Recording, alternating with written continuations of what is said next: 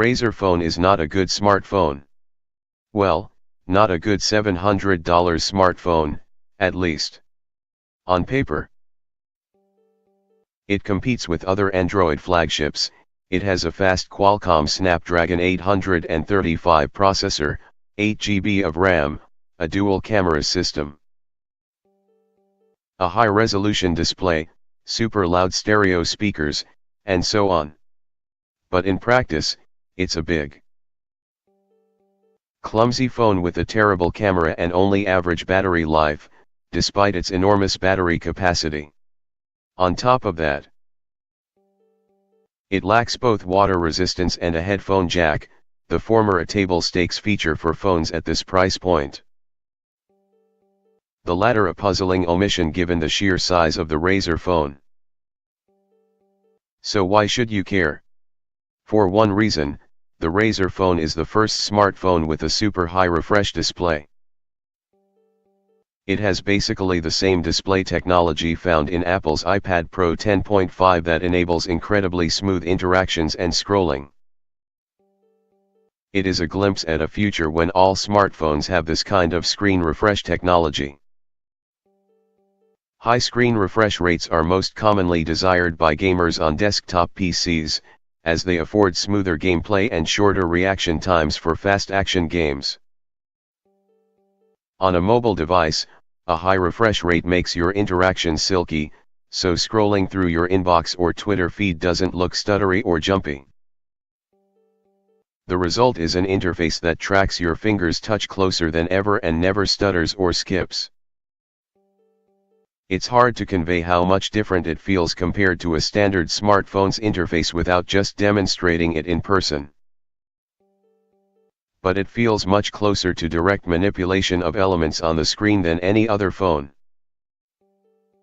The difference between a high refresh screen and a standard one is as noticeable as the jump from the iPhone 3GS screen to the iPhone 4S Retina display. Most mobile device displays run at a 60 Hz refresh rate, which lets them redraw the content on the screen up to 60 times per second. In comparison, the Razer phone's default refresh rate is 90 Hz and can be set to 120 Hz in settings for even smoother interactions, at the cost of battery life.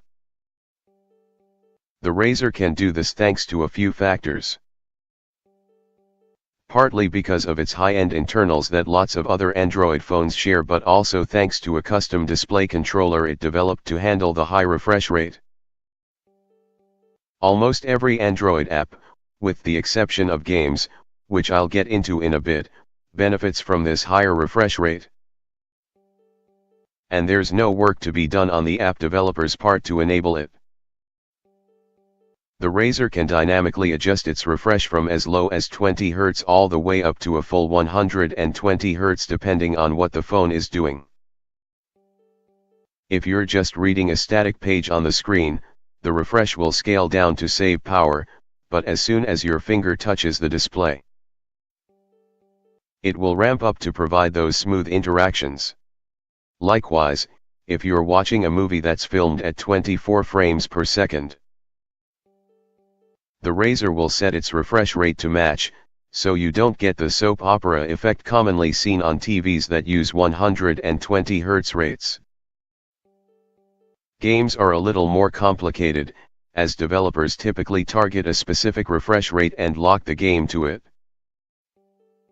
If a game has been locked to 60 Hz, it will stutter and drop a lot of frames if it's played at 90 or 120 Hz. But if the developer doesn't lock the game to 60 Hz, it can take full advantage of the Razer's special display tech. Currently, there are about 3 dozen games that support 120 Hz on the Razer phone, and 3 of them, Gear.Club, Titanfall Assault, and World of Tanks, are pre-installed on the device out of the box. All 3 of those games run silky smooth and make full use of the Razer phone's unique technology. Despite the immediate benefits a high refresh display brings, this first implementation by Razer comes with some big compromises. The panel in the Razer phone is a sharp IGZO LCD, because the display controller that enables 120 Hz doesn't yet work with OLED screens. The result is a screen that's not as punchy or vibrant as many other phones, and it doesn't get nearly as bright.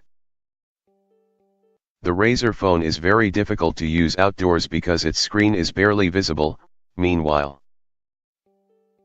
every other phone I've tested in the past year, even those with LCD displays, such as the HTC U11, works outside without any issue.